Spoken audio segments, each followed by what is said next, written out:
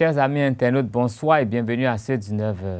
Des cas de vol de motocyclettes, l'arrestation de cybercriminels et la création d'un site web pour faciliter la communication entre la police républicaine et les populations, tels sont entre autres les sujets abordés par la police républicaine ce jour. Les détails dans cette édition. La Direction générale des impôts célèbre les contribuables au Bénin. Une initiative qui vise à sensibiliser les populations sur l'importance et la finalité des impôts. Nous y reviendrons dans un instant. Les inscriptions à l'examen du baccalauréat session 2018-2019 ont pris fin ce jour sur toute l'étendue du territoire national. Les retardataires se sont empressés de remplir les dernières formalités avant la fermeture des guichets. À suivre le constat de la rédaction dans ce journal.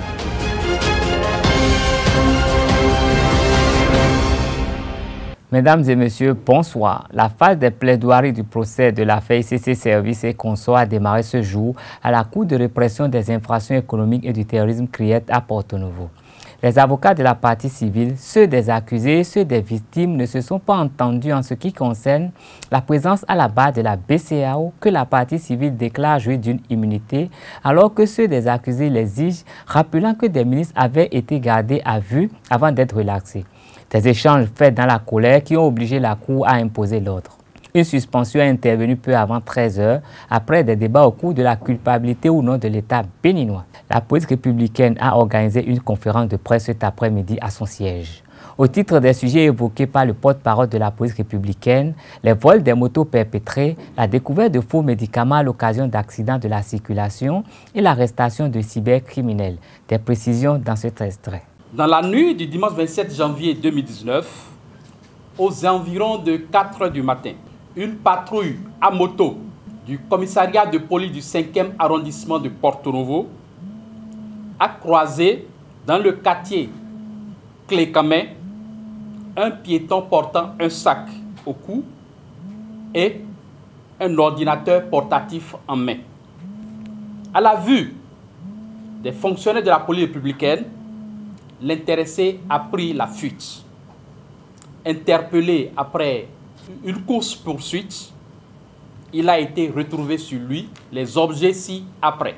Un ordinateur portatif, un cric, 6 téléphones Android de différentes marques, des talismans et gris-gris. Il ressort de son audition que les objets en sa possession sont le fruit du cambriolage opéré dans le domicile d'un citoyen au quartier sus-évoqué. Le transport sur les lieux du crime, au fin de la poursuite des investigations, a permis de constater que les victimes elles-mêmes sont des cybercriminels. Il s'agit donc du voleur volé. Le deuxième point concerne la saisie de faux médicaments. Les éléments du commissariat d'arrondissement de Sémékodi ont été alertés d'un cas d'accident matériel de la circulation aux environs de 5 h le dimanche 27 janvier 2019 sur la route nationale inter-État numéro 1 à hauteur du carrefour Gaviropo. Sur les lieux, les agents de la police républicaine ont remarqué la modification de la position du véhicule Nissan qui a été éloigné du point de choc. Poussant leur curiosité, les fonctionnaires de la police républicaine ont constaté la dissimulation de 15 cartons dans la brousse environnante. Il s'agit bien évidemment des produits pharmaceutiques de contrebande dont l'avarie de l'un des emballages a dégagé une senteur qui confirme bien la nature des produits. 3. Interpellation d'un cambrioleur de moto avec effraction. Dans la nuit du mardi 29 janvier au février 30, au mercredi 30 janvier 2019, aux environs de 03h30, le domicile d'un citoyen a été cambriolé à Loko, Koukoumé, dans l'arrondissement d'Aglangadan. Et sa moto dame de marque Dayang emportée. Le commissaire saisi a ouvert une enquête à l'issue de laquelle l'un des auteurs du cambriolage a été interpellé dans la soirée du mercredi 30 janvier 2019. Il convient de préciser que le malfrat interpellé est un repris de justice bien connu du commissariat d'Aglangadan. Il avait été déféré par 2 fois pour les mêmes faits. L'intéressé a été libéré il n'y a pas longtemps de la maison d'arrêt de Cotonou, c'est-à-dire le 9 janvier 2019. C'est dire donc cet individu mal intentionné ne veut pas s'amender et se reconvertir. Il a choisi la mauvaise vocation, celle de mettre son intelligence au service. Le directeur général de la police républicaine, Nazer Ounokwe, a procédé quant à lui à la présentation d'un site web nouvellement créé pour communiquer autour de la direction générale de la police républicaine et pour recueillir les plaintes des populations. Plus de précisions avec cet extrait des déclarations du directeur général de la police républicaine. Dans le cadre de l'amélioration des rapports de la police républicaine avec les populations desservies, il a été développé un site web qui permettra non seulement d'avoir accès aux informations précieuses sur la police républicaine, mais également d'échanger des informations utiles à tout ce qui a trait à la sécurité dans le pays. Et la particularité ici est que, à partir de ce site, on peut recueillir les déclarations plaintes. On peut également recueillir des dénonciations, aussi bien sur les criminels que sur les fonctionnaires de la police républicaine. Donc, depuis votre chambre, si vous avez des préoccupations, si vous êtes victime d'une infraction, dès que vous avez la connexion, vous pouvez déjà envoyer la plainte. La plainte sera étudiée et l'unité à laquelle la plainte est déclassée vous sera notifiée à travers votre adresse mail. Donc, à partir de l'instant même où le site est officiellement mis en service, quelle que soit votre position sur la planète, vous pouvez avoir accès aux informations sur la police républicaine. Vous pouvez avoir accès aux différentes structures de la police républicaine. Et vous pouvez également nous faire des suggestions pour améliorer nos prestations. Nous sommes là pour vous servir. Et ensemble, on sera fort pour mener le combat contre l'insécurité. En présence du directeur général des impôts et de ses collaborateurs, les meilleurs contributeurs sont à l'honneur en ce moment même au Bénin Sheraton Hotel de Cotonou. Une grande soirée de récompense initiée dans le cadre de la première journée nationale du contribuable pour récompenser les meilleures entreprises sur la base des critères définis par les spécialistes. Je pense que cette journée pourra effectivement servir à réfléchir de long en large sur la gestion du contribuable, même en personne, et surtout de leur favoriser les tâches pour pouvoir vraiment honorer leur engagement, honorer ce qui est de leur devoir. Vous savez, aujourd'hui, nous rencontrons que nous voyons qu'il y a beaucoup de personnes qui veulent, ou bien non, je ne dirais pas qui veulent, mais qui évoluent dans l'informel.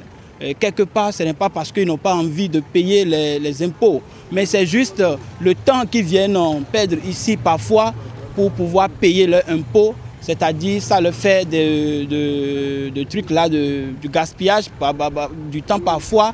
Donc, pour peut-être éviter tout ça là, beaucoup préfèrent évoluer dans l'informel. Mais moi, je pense que ce n'est pas une bonne idée. Et je crois que c'est à cela même que le gouvernement ou l'État actuel a pensé. et il a initié cette journée certainement pour réfléchir, pour voir dans quelle mesure on pourra favoriser le contribuable béninois. C'est une idée géniale. Bon, c'est vrai que tout le temps nous avons l'habitude de nous comparer aux pays occidentaux qui sont développés. Et le contribuable a un devoir, il a aussi des droits. Donc je pense qu'ailleurs, les gens ont amené leurs citoyens à payer leurs impôts et tout en travaillant. Et on n'a même pas besoin d'avoir un bâton derrière le contribuable pour qu'il paye. Mais lui-même, il sait que quand il gagne un salaire, il gagne quelque chose, il est dans le devoir de payer vraiment ses impôts. C'est l'État qui doit forcément les amener à comprendre cela. Nous sommes un pays à revenu essentiellement, comment dire, fiscal. Nous n'avons pas de ressources minières. Donc l'État doit vraiment s'impliquer. Mais pour que le contribuable paie son impôt, il faut l'accompagner. Hein? Ailleurs, on accompagne les jeunes, on les accompagne dans leurs initiatives. Mais ici, il n'y a rien de tout ça. Bon, je l'ai vu hier lorsque j'étais venu pour des opérations à la DJ. C'est hier que je l'ai vu, donc moi je n'étais pas au courant spécialement, mais je l'ai vu hier. Bon, moi je pense que c'est une belle initiative parce que cela va permettre à l'administration fiscale de faire connaître, n'est-ce pas, les dispositions qu'elle prend pour faciliter la vie aux contribuables et maintenir une bonne relation entre l'administration fiscale et les contribuables en général. Démarré le 17 décembre 2018, les inscriptions à l'examen du baccalauréat, session 2018-2019, prennent fin ce jour. Rencontrés par nos reporters, le chef de poste de Sainte-Rita et quelques responsables se sont confiés à eux. Le point avec Jacques Maouillon d'Almeida et Belvide à Doimbou. Démarré depuis le 17 décembre dernier, les inscriptions pour le compte des examens de baccalauréat 2018 et 2019 s'achèvent aujourd'hui à 18 h. Un tour sur les lieux de dépôt à Sainte-Rita, nous constatons l'évolution des opérations. Mais le responsable du poste déplore les affluences du dernier jour pour le dépôt des dossiers par certains chefs d'établissement. Non, les choses évoluent normalement. La seule chose que nous déplorons, c'est que les candidats et les chefs d'établissement attendent toujours les derniers jours pour se présenter, pour amener les dossiers. C'est ce qui est un peu embêtant. Or, on a commencé les inscriptions depuis le 17 décembre et ça prend fin aujourd'hui, le 31. Et c'est aujourd'hui que certains se présentent comme vous-même vous le remarquez. Pour les quelques responsables rencontrés sur les lieux et qui ont accepté se confier à notre micro, le retard dans le dépôt des dossiers relève de l'aptitude des apprenants de n'avoir pas déposé les dossiers à temps. La responsabilité des parents d'élèves est aussi relevée par le censeur adjoint du CEGB Gamay qui souligne que les parents ne suivent même pas les enfants pour ce qui concerne le dépôt des dossiers. Bon, il faut avouer, tout se passe bien. Cette année, il y a plus d'amélioration dans le dépôt que les années antérieures. L'année passée, on était là pour déposer, mais bon, il y a du monde pour déposer. Il faut venir très tôt et rester ici jusqu'à 17 h, 18 h. Mais aujourd'hui, bon, tout se passe bien. On ne dirait même pas que c'est le dernier jour. Tout se passe bien. Venir déposer le dossier de nos candidats. Tout se passe bien, tout se passe bien. L'année dernière, il y avait beaucoup plus d'affluence et c'était un peu difficile. Mais cette année, on constate que tout se déroule bien. À peine j'ai fait 5 minutes et j'ai déjà tout réglé. Bon, on dit qu'on attend toujours les derniers moments. Mais je pense quand même qu'il faut aller dans les établissements pour savoir ce qui se passe. Je vous assure qu'il y a des candidats qui sont venus déposer leur dossier aujourd'hui, ce matin. Vous voyez, c'est difficile, c'est difficile. Chaque fois, il faut aller faire la ronde. Des fois, les candidats nous dribblent. Lorsqu'on leur dit d'aller chercher un dossier, ils reviennent au coup, sans déposer. Il y a certains qui disent qu'ils n'ont pas les moyens. Est-ce qu'il faut croire ça? Je ne sais pas. Mais c'est difficile. Principalement au CEGB Gamay, ce matin, nous avions eu 2 dossiers déposés. 2 dossiers. Ça, pas qu'ils ne sont pas réguliers, mais est-ce qu'ils suivent les enfants effectivement? Vous voyez? Les apprenants disent que c'est tout à fait le contraire. Des gens ne s'investissent même pas pour le dossier de leurs enfants. Les enfants traînent. Les enfants traînent. Vous voyez? Donc je voudrais quand même que vous essayiez de... Si vous avez des possibilités pour transmettre ces informations-là aux parents, il faudrait qu'ils aident les enfants au niveau des dossiers. Il y a certains qui ne savent même pas qu'il faut payer pour que les enfants partent à l'examen. On demande l'heure de naissance, les cartes d'identité. Non, ce n'est pas possible. Ce n'est pas possible. Les enfants souffrent. Il faudrait que les parents contribuent également. Et vous verrez que tout sera facile. Et nous n'allons pas déposer les dossiers au dernier moment. Si l'enfant est le père de l'homme et que chaque enfant qu'on enseigne est un homme qu'on gagne, il serait mieux d'assurer le suivi de ces élites pour un lendemain meilleur. Le Conseil des ministres de ce mercredi 30 janvier 2019 a prononcé plusieurs nominations au ministère du Plan du Développement et au ministère de l'Enseignement supérieur et de la Recherche scientifique. Je vous invite à suivre les précisions données par le ministre du Tourisme, de la Culture et des Sports, Oswald Omeki, à l'occasion du traditionnel compte-rendu du Conseil des ministres. Au titre des rencontres et manifestations internationales, le Conseil a autorisé la participation du Bénin à la 3e session du dialogue global sur le bien-être social à Dubaï, aux Émirats arabes unis, du 7 au 13 février 2019. Au titre des mesures individuelles, le Conseil a approuvé les nominations suivantes. Au ministère du Plan et du Développement, sur proposition du ministre d'État, directrice départementale du Plan et du Développement des départements du Borgou et de la Liborie, Madame Zenambou Oroussé. Au ministère de l'Enseignement supérieur et de la Recherche scientifique, sur proposition de la ministre, à l'Université d'Abomey-Calavi, École nationale d'économie appliquée et de management, ENEAM, directrice, Madame Dado Rosalie Wourou, directeur adjoint, Monsieur Théophile Daba, Faculté des sciences de la santé FSS, doyen, Monsieur Delphin Merinton, vice-doyen de l'unité de formation et de recherche en médecine, Monsieur Eugène Zoumeno, vice-doyen de l'unité de formation et de recherche en pharmacie, Monsieur Lokono Achille Yemora, vice-doyen des écoles, Madame Josiane Irma Arlette Ezin, épouse Umbe. Faculté des sciences et techniques, FAST, doyen, Monsieur Hunapon Yeromoa, vice-doyen, Monsieur François Djengue.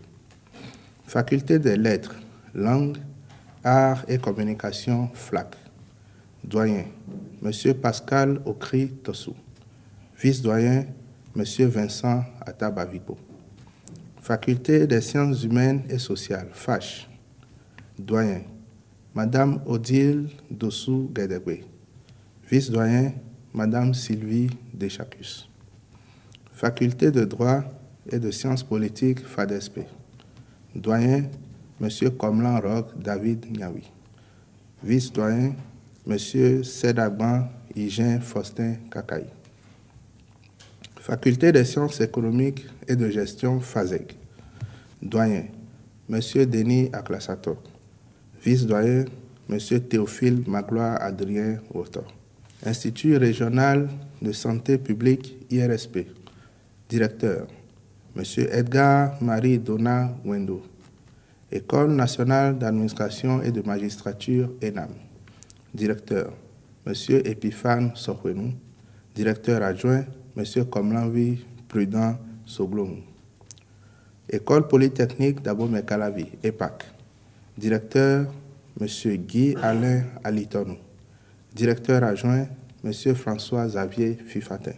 Décédé depuis 20 ans, Monseigneur Isidore de Souza vit toujours dans le cœur des citoyens béninois à travers ses œuvres.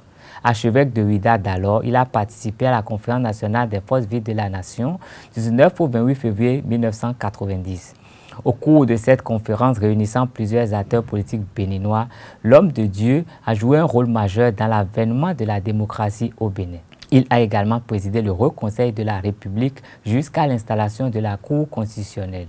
Le père Rodrigue Bedjinou fait le portrait de l'île disparue au cours de la conférence donnée le mardi 29 janvier sur le colloque international Monseigneur Isidore de Souza.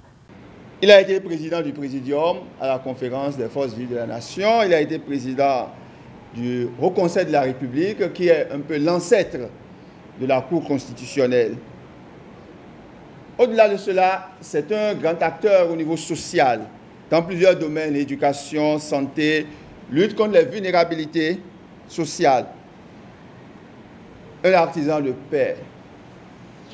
Alors nous voulions nous souvenir de tout cela parce que ses œuvres, sa vie, son ministère ont si bien marqué les cœurs et les esprits des Béninois que sa mémoire habite toujours l'odyssée de notre vie ecclésiale et politique. Vous voyez, il y a de ça 20 ans, mais c'est comme si c'était d'hier. Et j'aime à dire que des gens, même morts après lui, sont déjà oubliés. Des gens morts après lui sont déjà oubliés. Et à certains moments sensibles de notre vie ecclésiale comme de notre vie nationale, nous nous souvenons de Monseigneur de Souza. Ça ne veut pas forcément dire que c'est parce qu'il a exercé de grandes responsabilités. Non. Nous cherchons tous à demeurer dans le cœur de nos contemporains. Ce n'est pas parce qu'il a été archevêque, ce n'est pas parce qu'il a été président du Présidium. Il y a même des présidents qui sont oubliés. Mais c'est parce qu'il a compris l'autorité comme service. Service des plus faibles, service des pauvres.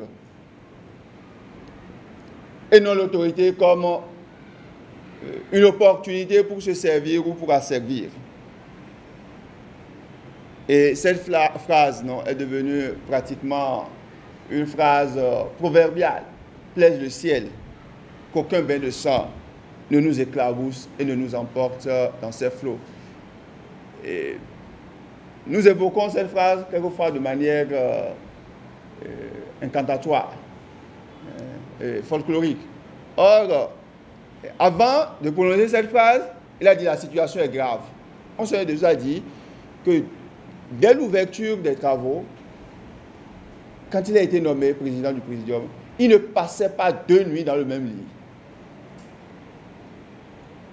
Alors, le sacrifice de ceux-là, nous sommes responsables de ce sacrifice et nous devons tout faire pour que ce ne soit pas un sacrifice vain. Et grâce à cette conférence nationale, le Bénin a été quand même un point de mire autour des années 90 en Afrique. Nous pouvons aussi nous poser la question pour voir si nous demeurons ce point de mire en matière quant aux valeurs démocratiques. Une relecture scientifique de la vie politique nationale peut offrir l'opportunité d'ouvrir des chemins nouveaux pour poursuivre le processus national et la construction démocratique. Je finirai simplement en disant que, comme cette fois-ci, parce que Monseigneur est mort le 13 mars, c'était pas forcément comme aujourd'hui, mais à l'époque, c'était la période des campagnes électorales. Bon, peut-être aujourd'hui, ça a commencé plus tôt. C'était la période des campagnes électorales et tous les acteurs politiques à l'époque ont suspendu pour 24 heures leur campagne. Suspendu pour 24 heures leur campagne avant de reprendre. Cela indique quelle a été vraiment la place déterminante, prépondérante de Monseigneur de Souza, homme de foi, homme d'église, et il a assuré ce ministère de la réconciliation nationale. C'était émouvant de voir le président Mathieu Kérékou lors des assises. Si vous le voulez, Monseigneur, vous pouvez nous confesser. En page sport, les 47 équipes engagées dans les éliminatoires du championnat d'Afrique des Nations CHAN 2020 connaissent depuis ce mercredi leur sort. Au premier tour, dans la zone Ouest B, le Bénin va retrouver le Togo pour une chaude empoignade comme lors des qualificatifs du CHAN 2018. La manche aller va se dérouler cette fois-ci à Cotonou et le retour dans la capitale togolaise. Le vainqueur de la confrontation va rencontrer le Nigeria au deuxième tour. La Confédération africaine de football CAF n'a pas encore dévoilé le calendrier des matchs à suivre. Pour rappel, les écureuils locaux avaient éliminé les éperviers lors de la précédente confrontation avant de chuter face aux Super Eagles locaux. Découvrez les autres confrontations de ces éliminatoires. Dans la zone Ouest A, il y a un certain Cap-Vert-Mauritanie, la meilleure de l'année 2018. Nous avons également un derby pas des moindres entre l'Algérie et le Maroc tenant du titre. Du handball en filigrane pour boucler cette page sport. L'intersaison se clôture officiellement dans quelques heures conformément à la décision prise par le comité exécutif de la Fédération béninoise de handball le 3 décembre dernier.